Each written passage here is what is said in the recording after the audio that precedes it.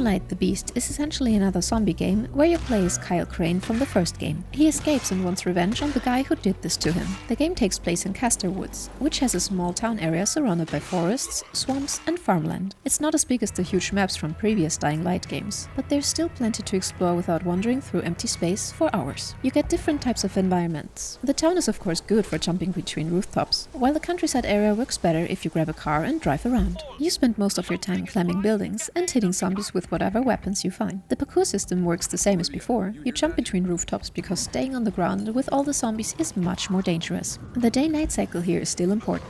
During the day you can explore and scavenge pretty safely, but at night these really dangerous creatures called volatiles come out to hunt you. Your best option is usually to run and hide rather than fight them. Combat feels familiar if you played the other games. You swing melee weapons like pipes and machetes, dodge attacks and use the environment to help you survive. And it's pretty satisfying. The new beast mode is where things get different, because as you build up enough rage from taking or dealing damage, you can transform and absolutely wreck everything around you.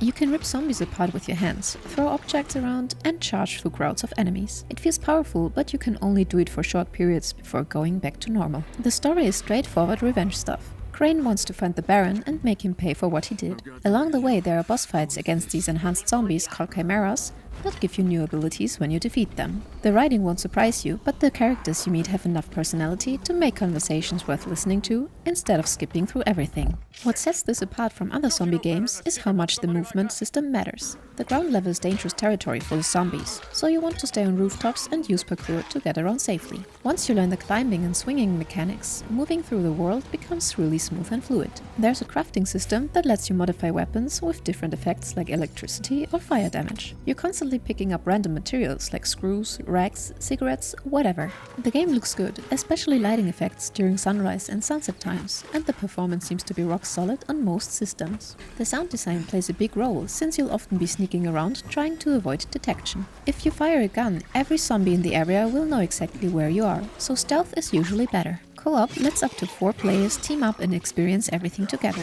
Everyone shares story progress, so you don't have to replay things. The game runs better than some earlier entries in the series, with fewer major bugs, though you'll still hit the occasional glitch here and there. The game is designed to last roughly 20 hours if you stick to the main story, but people who like to do everything can spend 40+ hours exploring all the side content. If you enjoyed the earlier games, this gives you more of the same core experience, with the beast transformation adding something new to play with. If zombie parkour sounds interesting, but you've never tried it before, this is a reasonable place to start. And this sentence concludes today's video. If your time was respected, a like or comment is very much appreciated.